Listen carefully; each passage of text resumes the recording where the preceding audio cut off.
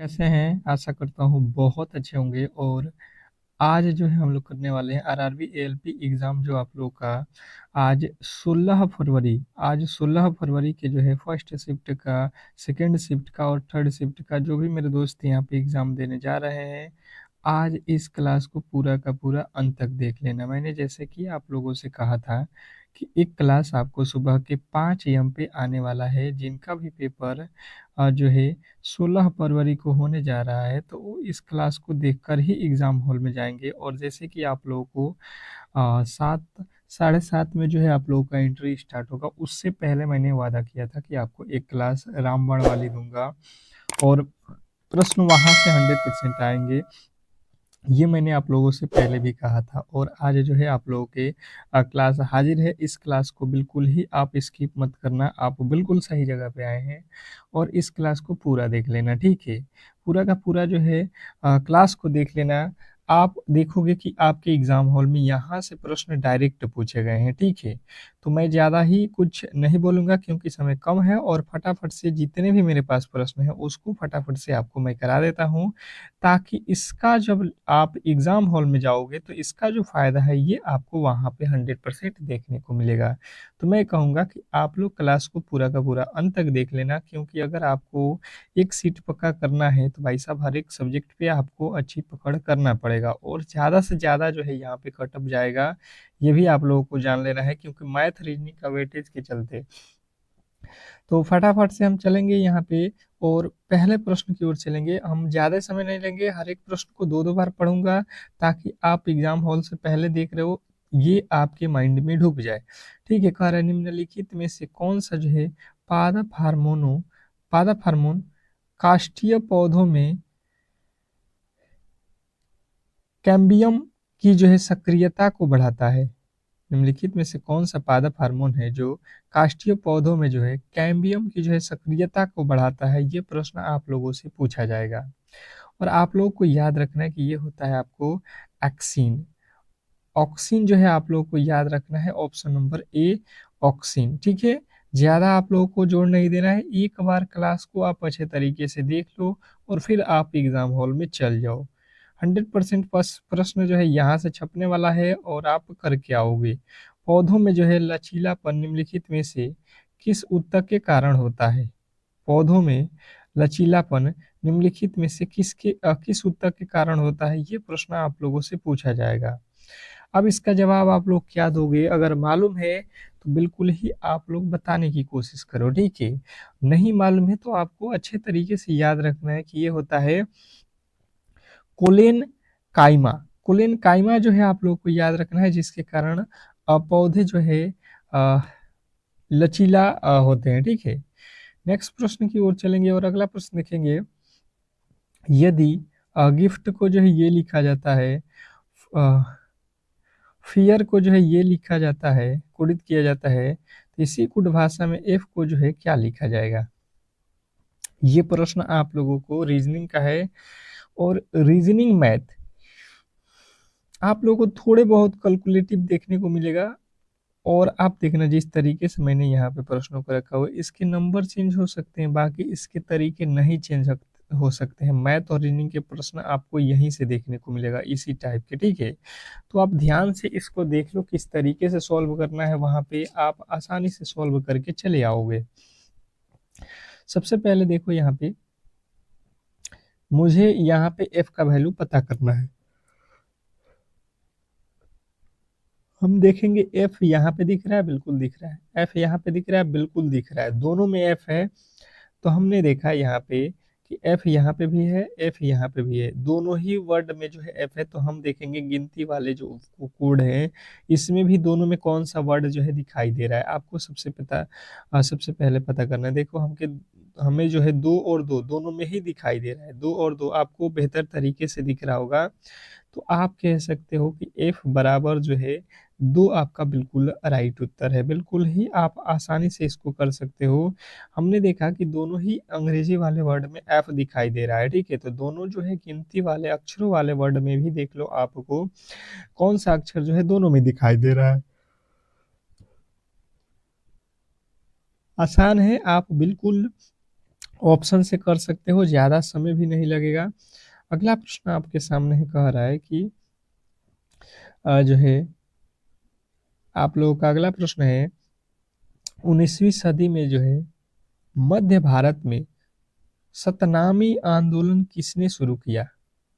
19वीं शताब्दी के मध्य में जो है भारत में सतनामी आंदोलन किसने शुरू किया? क्वेश्चन नंबर चौथा।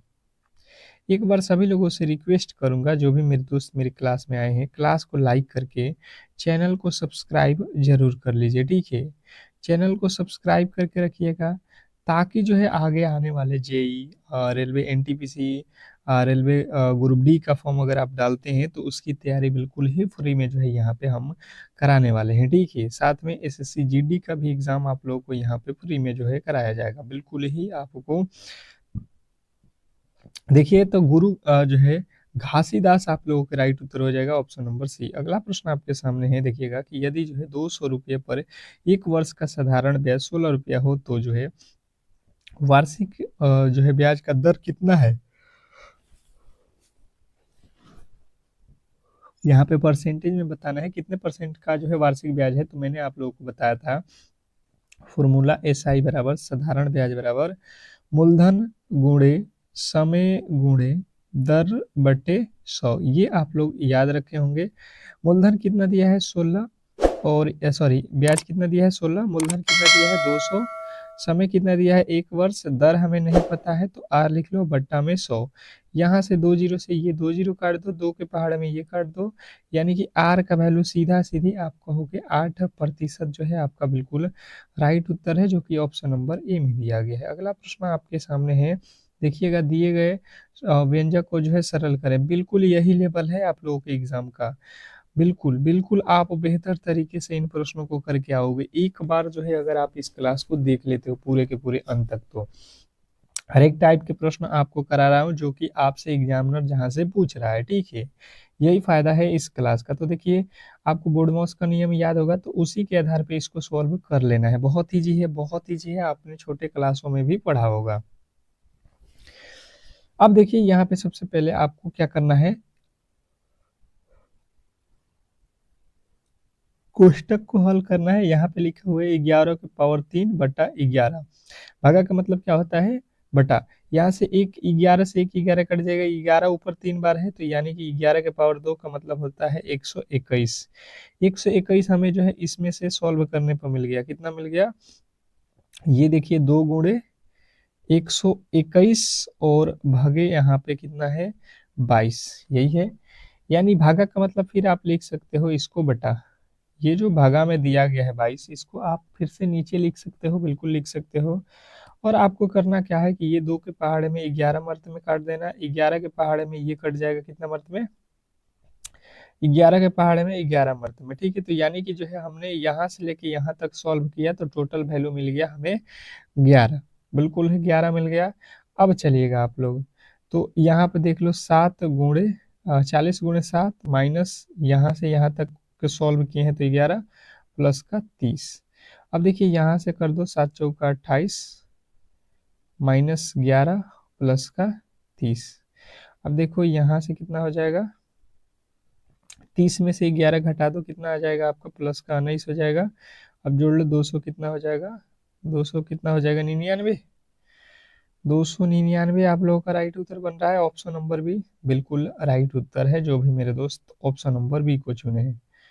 अगला प्रश्न आपके सामने है, देखिएगा कि वृत्ताकार विद्युत जो है धारावाही कुंडली के केंद्र पर चुंबकीय क्षेत्र रेखाओं का जो है पैटर्न कैसा होता है? देखिएगा ये प्रश्न जो है एग्जामिनर पूछेगा कि जो है वृत्तीय विद्युत धारावाहिक कुंडली के जो है केंद्र पर चुंबकीय क्षेत्र रेखाओं का जो है पैटर्न कैसा होता है? तो जिन्होंने बताया यहाँ पे संवाहक का जो है आकार का, ऑप्शन नंबर सी संवाहक आकार का, तो बिल्कुल राइट उत्तर है। अगला प्रश्न आपके सामने है कि जाइलम उत्तकों के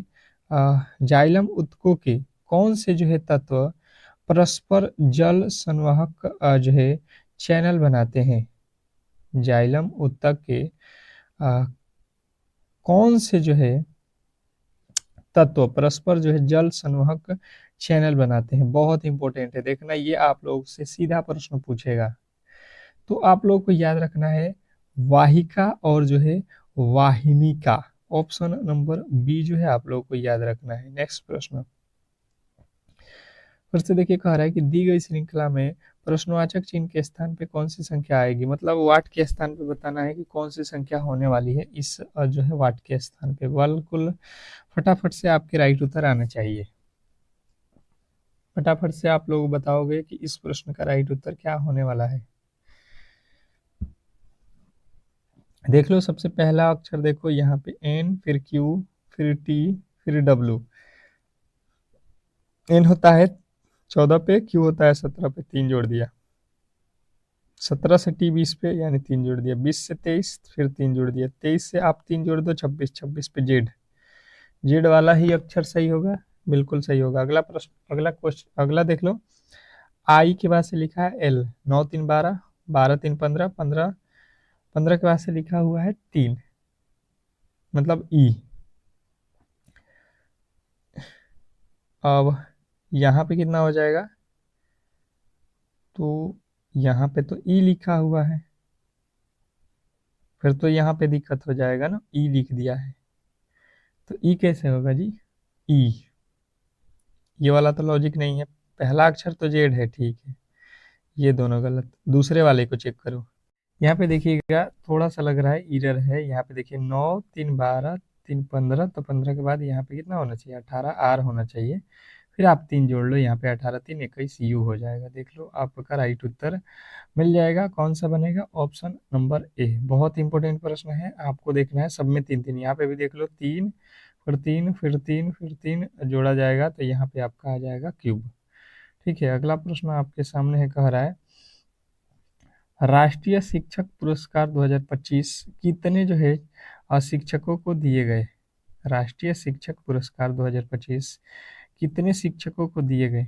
बहुत इंपॉर्टेंट प्रश्न है, आप लोगों को करंट अफेयर में ये प्रश्न देखने को मिलेगा। ठीक है, तो आपको याद रखना कि ये जो है आप लोगों के 45 शिक्षकों को दिया गया है। ऑप्शन नंबर सी जो है आपके लिए बहुत इंपॉर्टेंट है। अगला प्रश्न आपके सामने है कि जो है एशियाई पैरा बैडमिंटन चैंपियनशिप में जो है भारत ने कुल कितने जो है पदक जीते। यहाँ पे भारत ने कुल कितने पदक जीते हैं ये आप लोगों को बताना है। किसमें, तो एशियाई पैरा बैडमिंटन चैंपियनशिप, ये आप लोगों को याद रखना है। बैडमिंटन जो है चैंपियनशिप में आप लोगों को जो है 27 जो है पदक जीते गए हैं भारत के तरफ से। ऑप्शन नंबर जो है डी आप लोगों को याद रखना है। ठीक है, अगला प्रश्न आप लोगों के सामने जो है 16%, 25%, 10% के 3 जो है क्रमिक छूट का जो है समतुल्य एकल छूट जो है आप लोगों को ज्ञात करना है। बताएंगे यहाँ पे, बहुत ईजी है। 2 तरीके इसके होते हैं, 2-3 तरीके, आप किसी भी तरीके से बना सकते हो। क्लास को शेयर कर दो भाई साहब, कम से कम एक बार आपके लिए सुबह के 5 AM पे अगर कोई आपके लिए इतना मेहनत कर रहा है, रामबाण प्रश्न जहाँ से प्रश्न आपको देखने को मिल रहा है एग्जाम हॉल में, तो कम से कम आपका भी दायित्व है कि इस क्लास को लाइक शेयर करें, सपोर्ट करें, ताकि हमारा भी मनोबल बना रहे। ठीक है, अब देखिएगा यहाँ पे इसके 2 तरीके होते हैं। एक तो इसका जो है आप ए प्लस बी वाला लॉजिक लगा दो, A plus B minus A B बटा यहाँ पे 100, ये वाला लॉजिक होता है, कर सकते हो आप लोग। या आप देख लो यहाँ पे 16 का फ्रैक्शन क्या होता है, 4 चौका 16 बट्टा 25 चौका 100। यहाँ पे 25 का 1/5, अब 25 का 1/4 ना, 10 का 1/9 फ्रैक्शन हो गया। आप इसी पे बना लो, इस पे बना लो। जैसे इसका क्या हुआ था, 4/25। अब यहाँ पे क्रमिक छूट देना है। ठीक है, छूट का मतलब होता है कि 25 में से 4 आपको छोड़ देना है। मतलब अगर आपके पास है 25 तो आपको 4 छोड़ना है, यानी कि 21 में आप किसी को सामान दोगे। यहाँ पे 25 का फ्रैक्शन क्या होगा, 1/4। 1/4 मतलब 4 आपके पास है तो इसमें से 1 आप छोड़ दोगे, तो ₹3 में बेचोगे कोई सामान, यहाँ पे 10 का फ्रैक्शन होता है 1/10, यानी 10 वाली सामान में 1 आप छोड़ दोगे तो ये हो आप किसी को बेचोगे 9 में। अब यहाँ पे गुणा कर लो, यहाँ पे गुणा कर लो, ये गुणा 25 चौका 100, 10,000, 1000 सॉरी, और यहाँ पे गुणा कर लो 29 27, 27 में 21 से, 27 में 21 से गुणा कर दो, कितना आ जाएगा यहाँ पे 7, 2, 4 और 5, कितना हो जाएगा आप लोग देखोगे 7, यहाँ पे हो जाएगा 4 2 6 और यहाँ पे हो गया 5, घटा दो आप, कितना हो जाएगा आपका, यहाँ से देखो 1000 रुपया पे आप जो है उस सामान को कितना छोड़ोगे, यहाँ से माइनस कर लो, कितना हो जाएगा, ये हो जाएगा 3, ये हो जाएगा 3 और ये हो जाएगा आपका 4। अब देखो इसमें कितने अंक लगेंगे, कितने अंकों पे पॉइंट लग जाएंगे, 1 अंक पे, ठीक है, 1 अंक पे पॉइंट लगा दो, डायरेक्ट ही घटा लियो, तो यहाँ पे देख लो 100 में से इसको माइनस करना है, तो आपके ऑप्शन नंबर डी जो है बिल्कुल राइट उत्तर हो जाएगा, ठीक है। इस तरीके से आपके बिल्कुल राइट उत्तर है। 1 जीरो क्यों लगा, क्योंकि यहाँ पे 3 जीरो है, जब इसको परसेंटेज निकालेंगे तो 2 जीरो से, तो जो 100 से गुणा करेंगे तो 2 जीरो से 2 जीरो कट जाएगा, 1 जीरो लग जाएगा, ठीक है। अगला प्रश्न देखना, कार्बन की जो है संयोजकता क्या है, कार्बन की संयोजकता क्या है, बहुत इंपॉर्टेंट प्रश्न है, स्टार लगा लीजिएगा। क्वेश्चन नंबर 13 जो है, कार्बन की संयोजकता क्या है, तो आप कहिएगा कार्बन की संयोजकता होती है 4, ऑप्शन नंबर बी जो है आपके बिल्कुल राइट उत्तर है। ये प्रश्न बहुत इंपॉर्टेंट था। अगला प्रश्न है देखिएगा, एक नल जो है एक टंकी को 15 घंटों में भर सकता है, दूसरा जो है नल पूरी अ, भरी हुई नल को 24 घंटों में खाली कर सकता है। यदि दोनों नलों को एक साथ खोल दिया जाता है तो टंकी का 3/4 भाग अ, भरने में जो है कितना समय लेगा, बहुत इंपॉर्टेंट प्रश्न है, काफी ज्यादा इंपॉर्टेंट प्रश्न है, स्टार लगा लीजिएगा इस प्रश्न पे, क्योंकि ये प्रश्न आप लोगों को देखने को मिलेगा। अब इसको सॉल्व करना है तो आप क्या करोगे कि एक नल ये है, इसको भरने में 18 घंटा, और दूसरा वाला नल जो है आप लोगों को 24 घंटा में खाली कर रहा है, ठीक है, यानी कि ये माइनस होगा, ये प्लस हो जाएगा, इसका लासा ले लो कितना, 18 चौका 72, 18 चौका 72, 24 तिया 72, यानी कि जो है 4 अगर कोई भर रहा है तो इसमें से 3 माइनस कर देंगे तो हमारे पास बचेगा केवल और केवल 1। हमसे पूछा गया है जो नल का पूरा धारिता कितना है, तो 72 है, तो यानी 72 का 3/4 हिस्सा, तो 3/4 कर लो, यहाँ से काट दो, कितना हो जाएगा, 18 चौका 72, 18 में 3 से गुणा कर देंगे, 18 तिया 54 हिस्सा भरना है, कितना एक बार में भर रहा है, 1, तो 1 से 54 में भाग देंगे, आपका राइट उत्तर बनेगा ऑप्शन नंबर ए। और जो भी मेरे दोस्त ऑप्शन नंबर ए को क्लिक किए हैं बिल्कुल ही उनका राइट उत्तर है, बहुत इंपॉर्टेंट प्रश्न था। अवतल लेंस किस प्रकार का जो है प्रतिबिंब बना सकता है, अवतल लेंस किस प्रकार का जो है प्रतिबिंब बना सकता है, आपने बिल्कुल पढ़ा होगा छोटे क्लासों में, और जो भी मेरे दोस्त यहाँ पे बता रहे हैं वास्तविक और सीधा बिल्कुल राइट उत्तर है आपका ऑप्शन नंबर है, वास्तविक और सीधा। नेक्स्ट प्रश्न की ओर चलेंगे, और अगला प्रश्न आपके सामने है कि महिला ग्रैंड्स प्रिक्स 2025 का जो है किताब किसने जीता, फाइड महिला ग्रैंड्स प्रिक्स 2025 का जो है किताब किसने जीता, तो ये है कोनेरू हम्पी, कोनेरू हम्पी जो है आप लोगों को याद रखना है, ऑप्शन नंबर ए। अगला प्रश्न आप लोगों से पूछेगा कि खेलो इंडिया यूथ गेम 2025 पदक तालिका में शीर्ष स्थान पर किसने हासिल किया, खेलो इंडिया यूथ गेम 2025 पदक तालिका में शीर्ष स्थान पर कौन जो है हासिल किया, ये आप लोगों से पूछा जाएगा, तो आपको बताना है ये जो है महाराष्ट्र ने हासिल किया हुआ है, ऑप्शन नंबर सी। अगला प्रश्न आप लोगों के सामने है देखिएगा, कह रहा है कि यदि किसी वस्तु का जो है विक्रय मूल्य जो है प्रारंभिक मूल्य का जो है 2 गुना है तथा लाभ प्रतिशत 10 गुना है, प्रारंभिक लाभ प्रतिशत आप लोगों को ज्ञात करना है, बहुत इंपॉर्टेंट प्रश्न है, आप स्टार लगा लीजिएगा। इस टाइप का जो है रेलवे इस समय जो है ज्यादातर प्रश्न पूछ रहा है, ठीक है, और आपसे भी पूछेगा, तो आप लोगों को सीधा सीधी यहाँ पे ध्यान देना है। इसने कहा क्या है कि देखिए, अगर आप कह रहे हो कि यदि किसी वस्तु का जो है विक्रय मूल्य प्रारंभिक जो है मूल्य का 2 गुना है। तो देखिए प्रारंभिक मूल्य अगर 1 होगा तो 1 से यानी कि विक्रय मूल्य 2 हो जाएगा, ठीक है। ये जो है विक्रय मूल्य 2 हो जाएगा। यहाँ से आप देखोगे तो कितना आप कहोगे विक्रय मूल्य है, विक्रय मूल्य यहाँ से कितना प्रॉफिट हो जाएगा, मतलब 1 रुपये का सामान और ये 2 गुना हो रहा है, यानी कि आप कहोगे एक यहाँ पे बढ़ रहा है, एक ही तो बढ़ेगा, एक एसपी बढ़ रहा है, एक विक्रय मूल्य बढ़ रहा है। इसने कहा है कि लाभ प्रतिशत जो है 10 गुना है। 10 गुना का मतलब क्या हुआ कि एक कोई सामान होगा, अगर आपके पास एक तो 10 हो रहा है, तो यहाँ से लाभ कितना हो जाएगा, तो 9p होगा, ठीक है, 9p। तो यहाँ से एसपी का कोई वैल्यू निकालेगा, एसपी का, तो एसपी का वैल्यू कितना हो जाएगा, हम अनुपात में ले आएंगे तो 9, यहाँ पे अनुपात बनाएंगे तो, और यहाँ से जो है आप देख लो पी का वैल्यू यानी लाभ का वैल्यू कितना हो जाएगा, 1, यानी कि 9:1। आपसे कोई पूछेगा सीपी कितना हो जाएगा, सीपी, तो सीपी मतलब क्रय मूल्य आप निकाल लो। अगर 9 की सामान आपने बेचा है और 1 का प्रॉफिट आप उस पे पाए हैं, तो यानी कि आप उस सामान को खरीदे होंगे 8 रुपये में, इसमें से 9 में से 1 घटा दोगे तो 8 रुपया आपका सामान है और 1 रुपया आपको प्रॉफिट हो रहा है।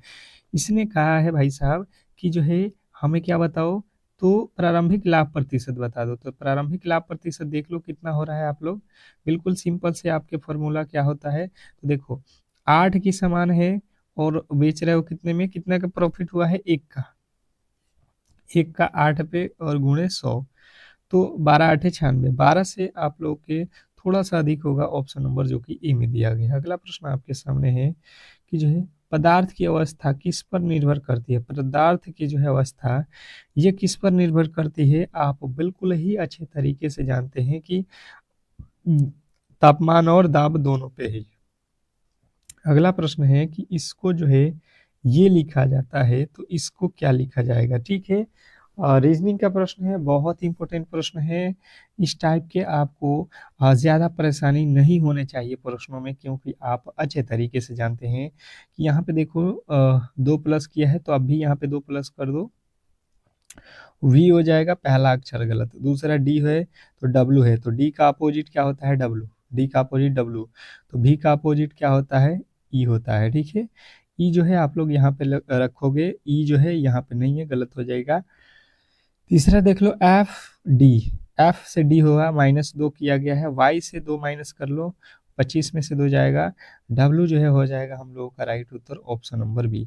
बहुत इंपॉर्टेंट प्रश्न है, आप लोगों को इस तरीके के प्रश्न जो है एग्जामिनर बार बार पूछ रहा है, ठीक है, ध्यान देना है, आप लोग अच्छे तरीके से कर सकते हैं। दिए गए जो है समीकरण में प्रश्नवाचक चिन्ह के स्थान पर क्या आएगा, प्रश्नवाचक चिन्ह यानी कि इस वाट के स्थान पे आने वाली जो है संख्या आप लोगों को बतानी है, बताने की कोशिश करेंगे सभी लोग।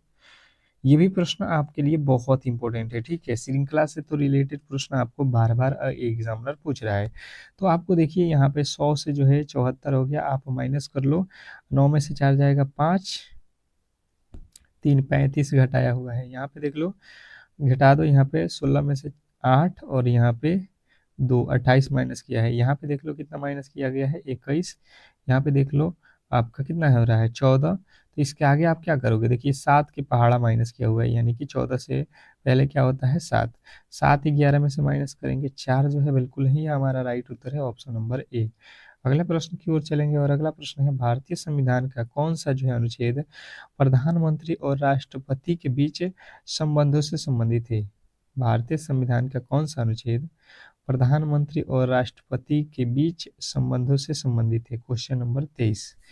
तो ये जो है आप लोगों को याद रखना कि ये है अनुच्छेद 75, ऑप्शन नंबर बी जो है आपके बिल्कुल राइट उत्तर है। नेक्स्ट प्रश्न की ओर चलेंगे और अगला प्रश्न आपके सामने है कि जो है दिए गए समीकरण में प्रश्नवाचक चिन्ह के स्थान पे क्या आएगा, जो दिया गया समीकरण है इसमें प्रश्नवाचक चिन्ह के स्थान पे देखना है। तो देखिए एक तरीका हो गया, यहाँ से आप देखोगे 4 जोड़ दिया, यहाँ से आप देखोगे कितना जोड़ दिया, 23 27, यहाँ से आप देख लो माइनस कर लो कितना हो जाएगा, यहाँ से मैंने देखा तो यहाँ पे हो गया आपका 6 और यहाँ पे आपका 5 और यहाँ पे आपका 2, ठीक है 256। जब आप देखोगे तो यहाँ पे क्या हो रहा है, 2 का वर्ग किया है और 3 का क्यूब किया है, 256 किसका होता है, 4 की पावर 4 होता है क्या? 4 की पावर 4 ही होता है, बिल्कुल 4 की पावर 4, पहले 2 की पावर 2, फिर 3 की पावर 3, फिर 4 की पावर 4। तो इसके आगे आप क्या करोगे? 5 की पावर 5 करना पड़ेगा यहाँ पे प्लस, ठीक है। तो 5 की पावर 5 का मतलब कितना होता है? 5 पचे 25, 5 पचे 25, 625। 625 में 5 से गुणा करो, 5 पचे 25, 5 दूना 10, 2 12, 5 छः 30, 31। 31 में जो है 2 जोड़ दो, कितना हो जाएगा? ये हो जाएगा 8 5 13 के 3, फिर कितना हो जाएगा? 8 और 2 10, 10 और 1 11, ये 3 1 4, ये 3 34 13, 34 13 आप लोगों के राइट उत्तर देखो, 34 13। यहाँ पे ऑप्शन में गड़बड़ी है भाई साहब, ऑप्शन में गड़बड़ी है। आप यहाँ पे 34 13 एक ऑप्शन होना चाहिए था, यहाँ पे जो है ऑप्शन में गड़बड़ी है। इस टाइप के भी प्रश्न आप लोगों को देखने को मिलेगा, तो क्यूब वाले स्क्वायर वाले भी प्रश्न आप लोगों को बिल्कुल ध्यान देना है। गोलाकार लेंस का जो है द्वारक मुख्य रूप से किस पर जो है निर्भर करता है, बताएंगे? किस पर निर्भर करता है? तो आपके राइट उत्तर हो जाएगा लेंस की जो है वक्रता पर। ऑप्शन नंबर ए जो है आपके बिल्कुल राइट उत्तर है। अगला प्रश्न आपके सामने है, देखिएगा कि भोजन के जो है अवशोषण के बाद कौन सी जो है प्रक्रिया होती है? भोजन के अवशोषण के बाद कौन सी प्रक्रिया होती है? बहुत इंपॉर्टेंट है, आप लोगों को याद रखना है कि ये होता है आपका स्वांगीकरण। स्वांगीकरण होता है। ऑप्शन नंबर डी जो है आपके बिल्कुल राइट उत्तर है। अगला प्रश्न आपके सामने है कि भोजन के जो है अवशोषण के बाद कौन सी प्रक्रिया होती है? ये तो अभी हम लोगों ने कर लिया है ना। यहाँ पे देखिए कह रहा है कि हाल ही में राष्ट्रीय वन शहीद दिवस 2025 कब मनाया जाता है? हाल ही में राष्ट्रीय वन शहीद दिवस कब मनाया जाता है? Question number 27। 27वें नंबर प्रश्न का राइट उत्तर हो जाएगा कि 11 जो है सितंबर। ऑप्शन नंबर ए जो है आपके बिल्कुल राइट उत्तर है। अगला प्रश्न आपके सामने है कि जो है आत्मीय सभा की जो है सभापति किसने की थी? आत्मीय सभा की सभापति किसने की थी? Question number 28। 28वें नंबर प्रश्न के राइट उत्तर जो भी मेरे दोस्त बता रहे हैं कि ईश्वर चंद्र जो है विद्यासागर। ऑप्शन नंबर सी आपके बिल्कुल राइट उत्तर है। नेक्स्ट प्रश्न की ओर चलेंगे और अगला प्रश्न है खतौली का जो है युद्ध किस वर्ष में लड़ा गया था? खतौली का युद्ध किस वर्ष में लड़ा गया था, बताने की कोशिश करेंगे सभी लोग।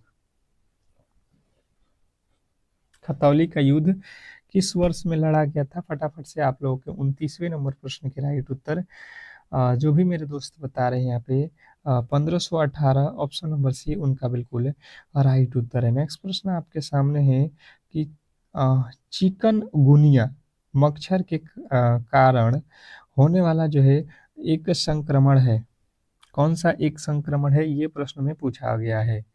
तो जो भी मेरे दोस्त बता रहे हैं एडीज, उनका बिल्कुल राइट उत्तर है। अगला प्रश्न आपके सामने है कि दुनिया की पहली जो है एआई मंत्री डायला को किस देश ने जो है लॉन्च किया?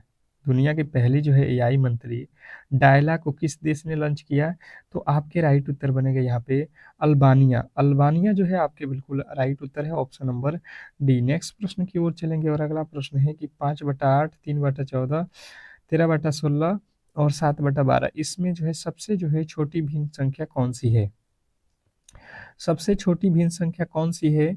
आप इस प्रश्न के राइट उत्तर किस तरीके से जाओगे? तो सबसे पहले आप देख लो कि लिखा हुआ है 5/8, फिर लिखा है 3/14, फिर लिखा है 13/16, फिर लिखा है 7 जो है 12। तो इसके बहुत सारे तरीके होते हैं। अगर आपको सरल करना है तो इसमें जो है एक जीरो ऊपर वाले जो है बट्टा के अंश में आप जीरो लगा लो और भाग दे दो। 8 के पहाड़े में 8 छक्के 48, 14 के पहाड़े में 14 दूना 28 होगा, 16 के पहाड़े में 16 × 85, 16 × 6 = 96, 16 × 7 = 112, 16 × 8 = 128 और यहाँ से 70 लिखा हुआ है ना, 12 × 5 = 60, 5। अब देख लो 6 छोटा होता है 8 5, तो सबसे छोटा तो 2 होता है, यानी कि 3/14 जो है आपका राइट उत्तर है, जो कि ऑप्शन नंबर ए में दिया गया। बिल्कुल ही आसानी से आप चेक कर सकते हो। अगला प्रश्न है कि जब गुणसूत्रों में बिना जो है विभाजन के कोशिकाओं में विभाजन होता है तो उसे क्या कहते हैं? तो गुणसूत्रों में बिना विभाजन के कोशिका विभाजन होता है, उसको जो है क्या कहा जाता है? तो असूत्री विभाजन कहा जाता है, असूत्री विभाजन। अगला प्रश्न है कि साधारण मानों में गुणसूत्रों की जो है संख्या होती है, साधारण जो मानव है उसमें जो है गुणसूत्रों की संख्या मुझे लगता है सभी लोगों को मालूम है, ऑप्शन नंबर बी 46 गुणसूत्र होते हैं। ठीक है, जोड़े पूछेगा तो 23 जोड़े बताओगे। अगला प्रश्न आपके सामने है, कह रहा है कि लार निम्नलिखित में से किसके पाचन में सहायक होती है, लार निम्नलिखित में से किसके पाचन में सहायक होती है, क्वेश्चन नंबर 35। 35वें नंबर प्रश्न का जो राइट उत्तर है आप लोगों को याद रखना है स्टार्च के रूप में, ऑप्शन नंबर जो है बिल्कुल राइट उत्तर हो जाएगा ऑप्शन नंबर सी। तो इस तरीके से जो है आज के क्लास का ये अंतिम जो है क्वेश्चन था। अगर आपको ये क्लास अच्छा लगा हो तो प्लीज़ आप लोगों से रिक्वेस्ट करूंगा कि इस क्लास को लाइक करके चैनल को सब्सक्राइब जरूर कर लीजिएगा। इसी प्रकार के यहाँ पे कंटेंट आपको बिल्कुल हम फ्री में देते हैं, तो आप लोगों का सपोर्ट बिल्कुल ही हमें मिलना चाहिए। मिलते हैं नेक्स्ट क्लास में, तब तक के लिए धन्यवाद।